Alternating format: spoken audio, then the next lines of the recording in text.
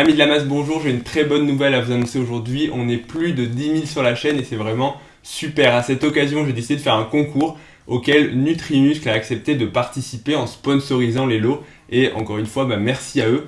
À gagner, il y a un pot de 6 kg de whey, un pot également de 6 kg de muscle whey, donc c'est l'association de whey et de protéines d'œuf, un pot de 9 kg de flocons d'avoine, les glucides pour la masse, un pot de peptan de 1,5 kg pour les articulations et pouvoir durer longtemps, et enfin un pot de 1 kg ou 1,5 kg de vitamine C pour pouvoir survivre au coronavirus.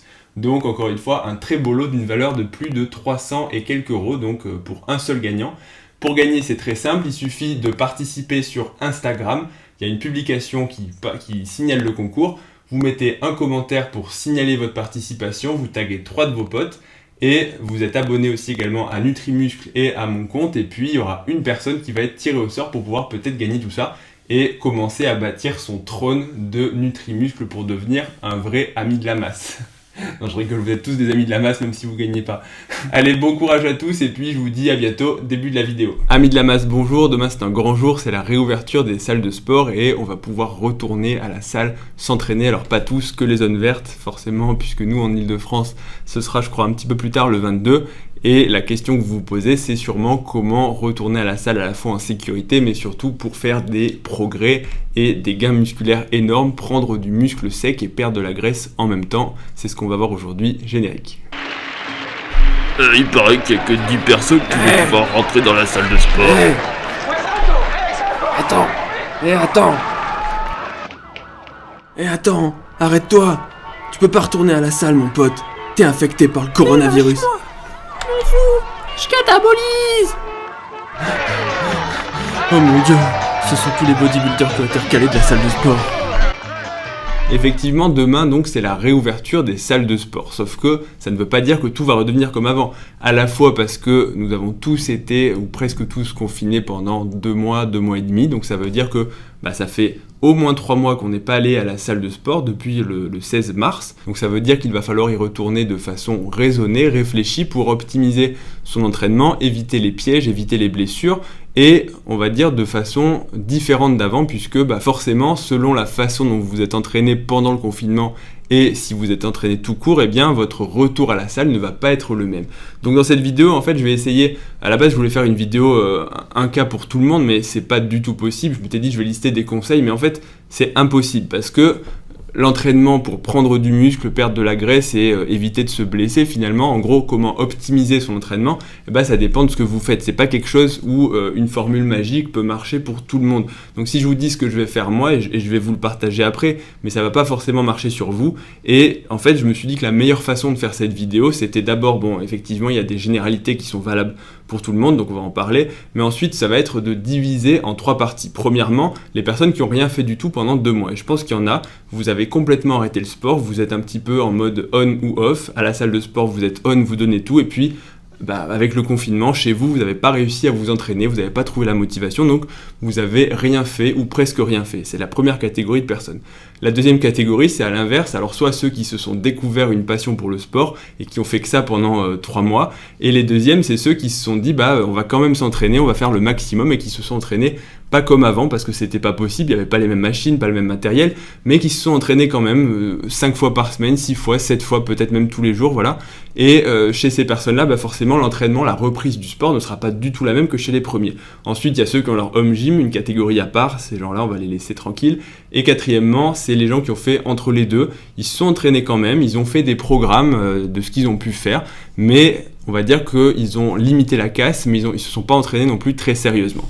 Donc voilà un petit peu les 3 parcours différents que je vais essayer de détailler, de donner des conseils à chacun pour encore une fois, je vais pas vous dire la formule magique, mais je vais simplement vous donner des conseils à apprendre, à boire et à manger comme on dit. Au final, c'est vous qui allez faire votre entraînement et c'est vous qui savez le mieux ce qui est à faire pour vous parce que vous connaissez votre corps, parce que vous allez ressentir et parce que les conseils que je vais vous donner, vous aurez peut-être pas envie de les appliquer parce qu'ils vous correspondent pas. Malgré tout, il y aura peut-être des idées que vous pourrez utiliser pour implémenter dans votre entraînement et voilà, l'idée en fait c'est justement de vous donner des suggestions pour qu'ensuite vous puissiez piocher à droite à gauche. Alors déjà la base pour tout le monde c'est que Quoi qu'il se passe, on a tous arrêté de faire certains exercices pendant plusieurs mois, donc il va falloir y aller en douceur. On ne peut pas reprendre notre entraînement d'avant et y aller du jour au lendemain. Si ça fait 3 mois que vous n'êtes pas entraîné, c'est impossible. Demain, vous allez pas pouvoir aller faire du squat lourd. En tout cas, vous n'allez pas retrouver vos performances d'avant pour personne. Ça, c'est strictement impossible. Donc, ça veut dire quoi ? Ça veut dire qu'il va falloir redémarrer en douceur. En douceur, ça ne veut pas dire de ne rien faire, mais ça veut dire qu'il faut garder en tête que forcément votre niveau, et je ne veux pas dire que votre niveau global a baissé, mais ça veut dire que par exemple votre force, on va redétailler juste après, elle a baissé, que votre schéma moteur, c'est-à-dire la façon dont votre cerveau commande vos muscles, a également diminué, parce que si vous n'avez par exemple pas fait de squat lourd ou même tout simplement de squat avec une barre depuis 3 mois, même du squat à vide, ça compte pas, c'est pas le même mouvement. Si vous n'avez pas fait un mouvement depuis 3 mois, eh bien vos circuits nerveux, ils ont forcément été un petit peu encrassés. En fait, le schéma moteur, la commande motrice, c'est quelque chose d'assez facile à expliquer une fois qu'on a l'image en tête. En gros, c'est une route, et cette route, en fonction du nombre de fois où on l'utilise, elle est plus ou moins bien entretenue. Ça veut dire quoi ? Ça veut dire que plus vous répétez un mouvement, donc plus vous allez faire un mouvement X ou Y, par exemple du squat, et plus vous allez travailler la commande motrice. Donc ça veut dire que la route, non seulement elle va être bien entretenue, mais progressivement, puisqu'il y a de plus en plus de voitures qui passent, eh bien elle va se développer pour à la fin devenir une autoroute. Si vous prenez un haltérophile, le mec qui a fait du squat pendant toute sa vie et qui en fait 3-4 fois par semaine, eh bien tu peux être sûr que lui, quand il commande, quand il envoie l'influx nerveux, ça passe à la vitesse de la lumière, ça contracte tous ses muscles, qui sont utiles bien sûr, et ce qui n'est pas le cas de la personne qui n'a jamais fait de squat. Chez la personne qui n'a jamais fait de squat, eh bien c'est un chemin de campagne où il y a difficilement de l'influx électrique qui passe, et quand il envoie l'influx nerveux, ça met un peu de temps à arriver, c'est imprécis, il y a de l'influx qui s'est perdu, donc vous voyez un petit peu les deux extrêmes, et entre les deux, il y a tous les pratiquants comme vous et moi qui sont quelque part par là, et ce qui va se passer quand imaginons que l'haltérophile, il arrête de s'entraîner, il n'envoie plus d'influx nerveux, il arrête le mouvement, et bien qu'est-ce qui va se passer sur son autoroute ? Elle va plus être entretenue. Ça veut dire quoi ? Ça veut pas dire que le béton va se tomber en ruine, mais ça veut dire qu'il va y avoir un petit peu des trous dans la route, il y a de l'herbe qui va pousser, et donc en fait l'autoroute va être mal entretenue. Mais qu'est-ce qui va se passer quand il va retourner à la salle en 3, 4, 5 séances ? Eh bien ça va être très rapide de réparer les trous, de défricher un petit peu sur les côtés, et l'autoroute va être fonctionnelle à nouveau. Alors que c'était pas le cas chez la personne qui a le chemin de campagne où là il y a tout à construire. Mais malgré tout, pour tout le monde, vous allez avoir du mal à reprendre. Au début, les premières séances vont être difficiles, je suis désolé de vous le dire, mais ça va être comme ça. Donc attention, ne redémarrez pas à fond. Si vous preniez 100 kg au squat, ne mettez pas 100 kg, démarrez tranquillou à 70, faites un peu plus de séries, un peu plus de répétitions, mais allez-y tranquille, sinon vous allez vous blesser, et surtout la barre elle va vous sembler lourde et vous allez avoir l'air con. Donc allez-y en sachant à quoi vous attendre.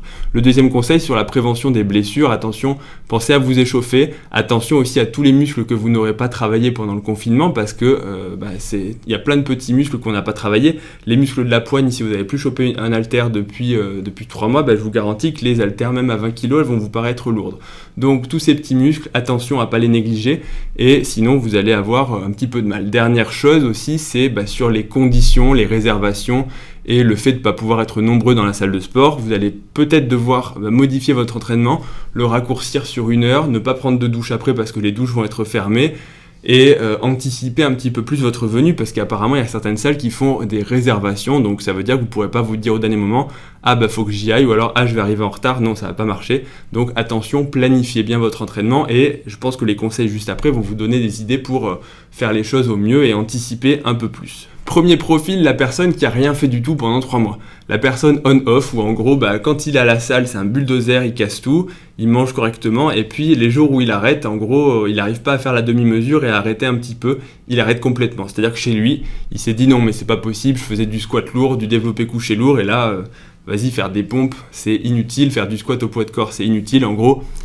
aucune motivation pour s'entraîner, et donc de fil en aiguille, il s'est pas entraîné, il a perdu des muscles, il a pris du gras, il a mangé un peu n'importe comment, parce que de toute façon il s'est dit de toute façon si je m'entraîne pas, à quoi ça sert? Et il y a pas mal de gens qui sont comme ça, donc il faut pas juger, c'est comme ça, on a tous des profils nerveux différents, mais la bonne nouvelle c'est que pour vous, si vous avez vraiment rien fait pendant 3 mois, tout va marcher, quel que soit votre programme. En gros, le simple fait d'aller à la salle de sport et de regarder les haltères, ça va suffire un petit peu à vous remettre dans le bain, et c'est ça qui va être le plus intelligent, je pense, c'est de retourner à la salle.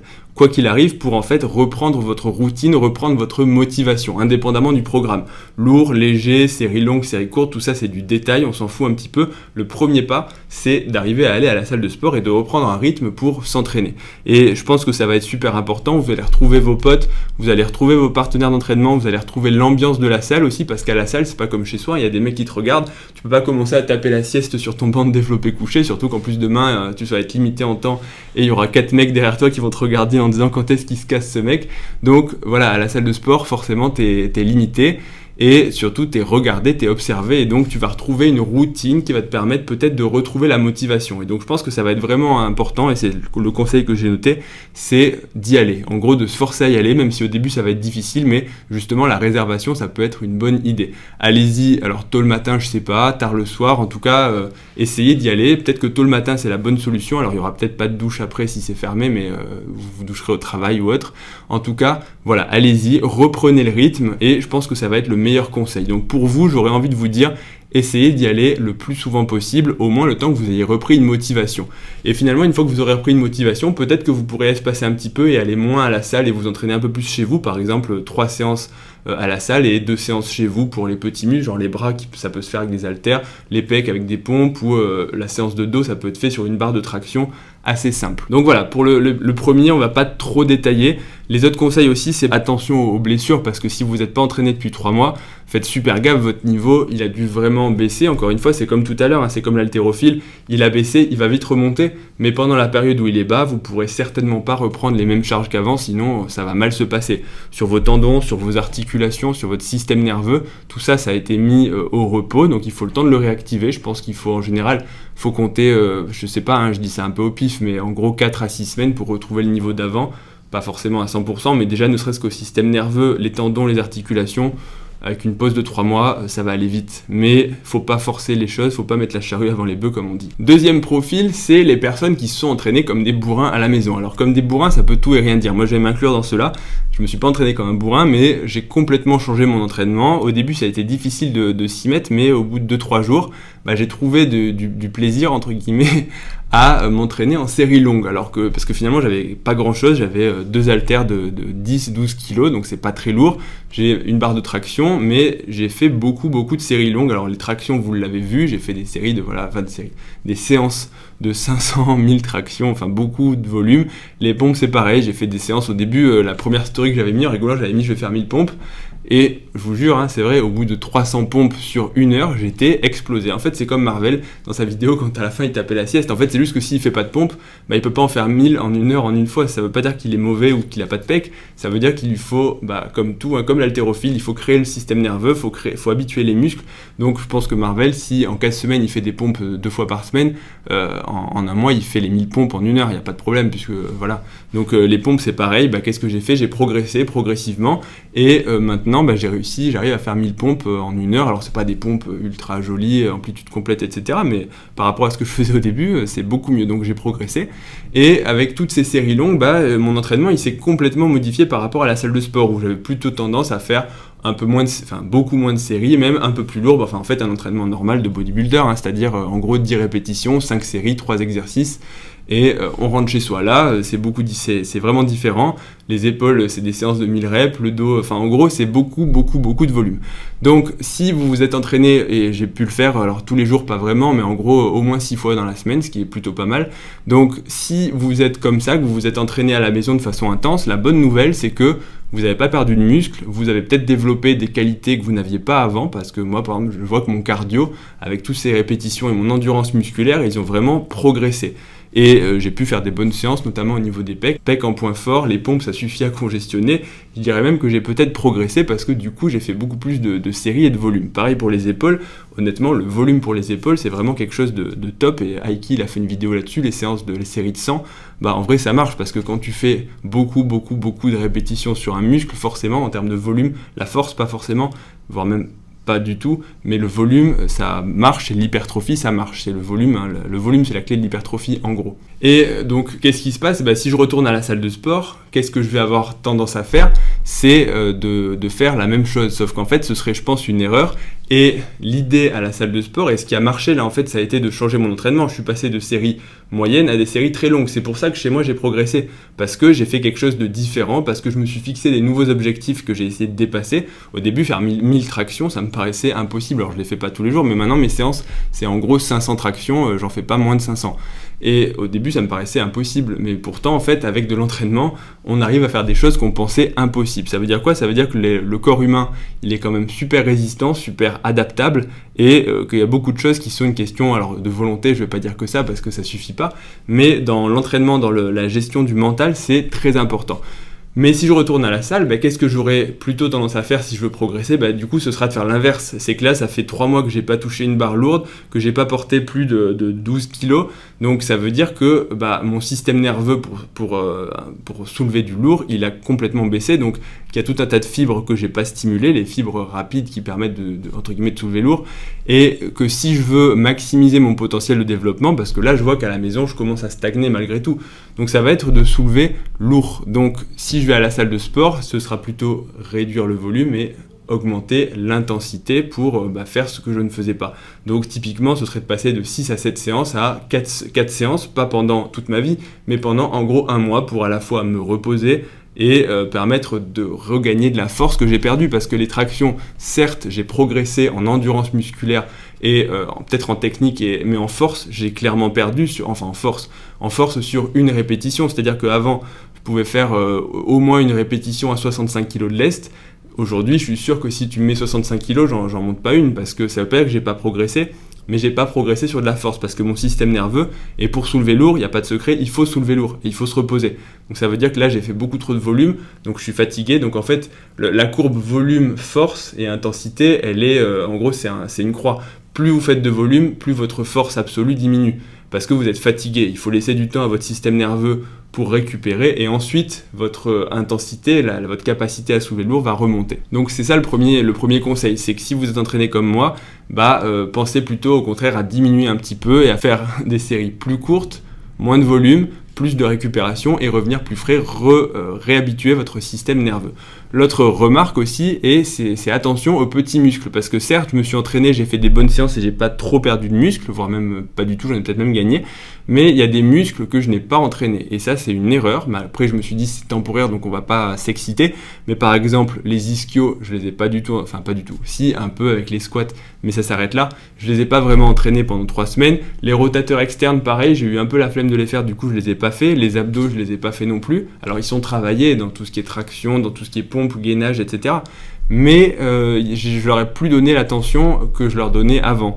Donc ça veut dire quoi? Ça veut dire qu'il faut faire, les lombaires aussi, je pensais à ça, les lombaires, il faut faire super attention, parce que si vous reprenez, admettons vous vous êtes entraîné chez vous, vous avez certes gardé vos muscles, votre force n'a pas trop diminué, mais admettons vous faites du soulevé de terre. À la maison, vous n'aviez pas accès à faire du lourd. Donc qu'est-ce qui va se passer? Si vous n'avez pas entraîné vos lombaires, ok, peut-être que vos quadriceps vont être forts, vos avant-bras, vous avez maintenu votre force, et vos ischios, ils n'ont peut-être pas perdu non plus si vous avez trouvé des solutions pour faire des variantes du curl ischio. Mais si vos lombaires, vous ne les avez pas entraînés, ça peut être un piège, parce que du coup, vous allez commencer votre soulevé de terre, et votre maillon le plus faible, les lombaires, ils peuvent justement, alors je ne vais pas dire céder, c'est un peu un grand mot, mais ils peuvent être pris en défaut, mis en porte-à-faux, et se blesser. Si vous vous blessez aux lombaires parce que vous vous dites au début du mouvement, ah super, c'est bon, ça monte, mes quadris, mes ischios, ils sont super forts, et qu'en fait, à la fin du mouvement, vous n'y arrivez pas, alors c'est très caricatural, mais dans l'idée, c'est ça, c'est attention aux petits maillons qui n'ont pas été renforcés, qui ont été négligés et qui peuvent justement se blesser. Pareil pour la poigne, je pense que la poigne, si vous avez fait que du léger et en série très longue, certes, pour le volume, ça marche, mais encore une fois, votre poigne, votre système nerveux pour choper les barres, il va être en vacances, donc laissez-lui le temps de revenir. Et dernièrement, pour toujours ces personnes qui s'entraînaient énormément chez eux, pourquoi pas faire un mix des deux, ce qui peut être une bonne solution, parce qu'au final, il va quand même falloir partager la salle. On ne pourra pas s'entraîner autant, on ne pourra pas s'entraîner aussi longtemps à la salle, donc pourquoi pas faire un mélange des deux, garder ses séances à la maison et aller à la salle de sport, en fait, que pour les séances, on va dire, pas très importantes, mais qui sont plus faciles en salle de sport. Je pense principalement aux jambes, avec la presse à cuisse, le squat. C'est sûr que chez soi, c'est un peu compliqué, à moins d'avoir un jardin avec un rack à squat. Mais pourquoi pas faire ça? Ça veut dire quoi? Ça veut dire que les petits muscles, entre guillemets, genre les séances épaules, les séances bras peuvent tout à fait être faites à la maison. et les grosses séances, par exemple les pecs ou le dos éventuellement si vous n'êtes pas fan des tractions, et les jambes ça peut être fait en salle de sport. Ça voudrait dire que vous faites un peu un 50-50, des séances à la salle, les grosses séances ou les séances où vous voulez soulever lourd, et à la maison gardez les séances un peu plus volume, et les séances où vous faites les muscles accessoires entre guillemets. Donc ça peut être une bonne solution, à la fois parce que vous allez essayer de conserver les acquis en termes d'endurance musculaire et de capacité à faire du volume, et en même temps vous allez essayer de faire un petit peu d'intensité. Alors attention à pas se griller, ce sera une adaptation qui sera pas facile, mais ça peut être fait. Par exemple, typiquement je pourrais faire une séance de traction lestée à la salle de sport, une séance de traction à 500 répétitions ici chez moi avec ma barre de traction. Parce que à la salle de sport, si j'y vais et que le mec il vient, il me dit excuse-moi combien de séries il te reste, combien de tractions il te reste, et que je lui dis ah bah désolé mon pote il m'en reste 450, je pense qu'il va tirer la gueule et il aura raison. Donc tout ne peut pas être fait en salle de sport, d'autant plus avec les restrictions actuelles. Troisième catégorie de personnes, les personnes qui ont un home gym et qui n'ont pas modifié leur entraînement. Alors vous, je parle même pas de vous, restez chez vous justement, n'allez pas à la salle de sport, laissez la salle de sport aux pauvres malheureux qui n'avons rien à la maison. Donc le home gym, franchement continuez, n'allez pas vous emmerder à retourner en salle de sport, attendez un petit peu que ça se décante, et si vous voulez voir vos potes, ne les voyez pas à la salle de sport, mais invitez-les plutôt à faire un apéro chez vous, ce sera je pense beaucoup plus sympa, et surtout ça laissera la salle aux mecs qui n'ont pas d'autre choix pour s'entraîner. Je pense que ça ce serait quand même quelque chose d'assez cool à faire. Et quatrième groupe de gens, c'est les gens qui se sont entraînés en gros à la cool, un petit peu, ils ont limité la casse, ils ont fait des séances de sport sans forcément avoir des méga objectifs, sans forcément chercher des techniques d'intensification au maximum, parce qu'au début j'ai rigolé, mais quand je voyais Lucas s'entraîner, je me suis dit putain le mec il a vraiment poussé son entraînement et son raisonnement jusqu'au bout, et il a fait preuve d'une créativité à toute épreuve. Mais je pense que tout le monde n'est pas comme ça, même moi j'ai eu la flemme, mais au final je suis resté au basique, séance de pompe, séance de traction, et j'ai pas cherché vraiment plus loin. Mais pour toutes les personnes justement qui ont fait un peu comme ça, quelques pompes, quelques abdos, quelques tractions, en gros ils ont quand même maintenu un physique correct, ils n'ont pas pris 3 kg ou 4 kg de gras, et ils se sont quand même entraînés, donc pour eux la reprise va être plus facile, et ça c'est plutôt quelque chose de cool, parce que en fait tant que vous continuez de vous entraîner, votre système nerveux il part pas en vacances, c'est-à-dire que ok, vous n'êtes peut-être pas au top du top, mais globalement, vous arrivez à vous en sortir, et quand vous allez reprendre des barres, vous n'allez pas vous dire c'est super lourd, je comprends pas, ma force a été divisée par 2. Donc, pour toutes ces personnes-là, je pense que c'est une bonne catégorie. Globalement, à peu près tout va marcher, et ce que je pense qui serait intéressant, ce serait justement d'en profiter pour augmenter le volume d'entraînement. Admettons que vous vous êtes entraîné à la maison 3 fois, une séance traction, une séance pompe et une séance de jambes avec ce que vous voulez, des fentes, des squats, etc. Ça peut être l'occasion d'augmenter votre volume pour justement maintenir vos séances à la maison, et en plus augmenter avec les séances de la salle de sport. Par exemple, vous pourriez très bien passer à 6 séances par semaine. Alors effectivement, ce que je vais dire, ça veut dire de doubler le volume d'entraînement. Parce que si vous faites la salle plus les séances que vous faisiez déjà à la maison, vous allez forcément avoir plus d'activité physique, moins de récupération, et donc ça va être différent. Malgré tout, ça peut être, je pense, une idée qui est pas mal, à condition encore une fois de l'implémenter progressivement. Ne faites pas 3 puis 6 séances en une seule fois, mais faites par exemple 3, 4, 5, et au bout de 3-4 semaines, vous serez à 6 séances par semaine. Encore une fois, il faut tout faire, il ne faut jamais aller à fond d'un seul coup, c'est toujours une super idée pour se blesser. Allez-y doucement, progressivement. Mais du coup, si vous augmentez progressivement, l'idée c'est quoi? Elle est double. Premièrement, vous allez augmenter votre volume d'entraînement global, donc à la fois vous allez augmenter votre dépense calorique sur la semaine, et donc pour l'été, ça peut être aussi une bonne occasion pour reprendre de la force, reprendre du muscle et sécher en même temps. C'est possible si votre entraînement il a diminué et que votre physique n'est pas au top niveau, parce que la mémoire musculaire et le fait de retravailler le nerveux, les muscles, en fait visuellement, alors ça ne veut pas dire que vous allez progresser, mais vous allez récupérer votre niveau antérieur, peut-être pas à 100%, mais vous allez avoir visuellement l'impression de perdre du gras et prendre du muscle. Donc ça peut être une bonne solution. Sinon, allez à la salle, mais faites attention pareil à ne pas vous blesser, et essayez de faire ce que vous ne faisiez pas. Donc si vous faisiez des séances chez vous par exemple assez lourde, essayez d'aller à la salle pour faire plus de volume, par exemple 5 fois par semaine avec des séries plus longues, ou à l'inverse, si vous faisiez des pompes comme j'ai expliqué avant avec du volume, beaucoup de répétitions, peu de charges, au contraire retournez à la salle de sport et faites vos séries d'avant, c'est-à-dire des charges un peu plus lourdes pour justement, alors choquer le muscle, c'est une image un peu bizarre, mais je pense que dans l'idée ça peut être quelque chose de pas mal. Donc voilà pour cette vidéo, j'espère que ces petits conseils vous auront plu. Alors clairement il y en a beaucoup d'autres, donc n'hésitez pas à partager vous aussi vos conseils dans les commentaires, parce qu'encore une fois on a tous des choses à apporter, c'est des conseils que j'ai essayé de synthétiser, que j'ai essayé d'adapter à chaque profil. Il y a à boire et à manger, encore une fois, mais je pense que tout le monde peut y trouver un petit peu son compte, et encore une fois, il n'y a pas de meilleur programme que celui que vous allez vous faire vous-même, parce que c'est vous qui, au final, hein, c'est vous qui savez ce qui est bon pour vous, et ce qui va vous plaire, ce que vous allez avoir envie de faire, et le type de mouvement que vous aimez faire. Moi, je sais que j'aime pas trop qu'on me fasse mon programme, parce que justement, je suis un peu têtu, et en fait, j'aime bien m'entraîner comme j'ai envie, ce qui est pas forcément une bonne chose pour progresser, mais il faut aussi être honnête que c'est le genre d'entraînement qu'on aime faire, qu'on va avoir tendance à garder dans la longueur. Parce que certes, j'ai peut-être pas le meilleur entraînement du monde, mais au final, 10 ans plus tard, je suis toujours en train de m'entraîner parce que j'aime ce que je fais et j'aime mon type d'entraînement. Donc ça aussi, c'est à prendre en compte et c'est important. Comme l'alimentation, en fait, c'est quelque chose qu'on fait tous les jours, donc si on n'aime pas le faire, c'est du temps perdu. Donc aimez ce que vous faites, faites ce que vous aimez faire et je pense que ça va venir tout seul. Bon, j'en ai fini pour cette vidéo, j'espère que j'ai pas trop parlé. N'oubliez pas de mettre un pouce bleu pour ma dopamine, c'est super important de garder ma dopamine au plafond, sinon je vais commencer à déprimer. Et retrouvez-moi sur Instagram, Dr Miaous. N'hésitez pas à vous abonner à la chaîne si ce genre de contenu vous plaît. Et puis, qu'est-ce que je vous dis d'autre ? Pas grand chose. À bientôt pour la prochaine vidéo. Et puis, faites attention demain quand vous reprenez à la salle parce que ça risque d'être joli à voir. Salut.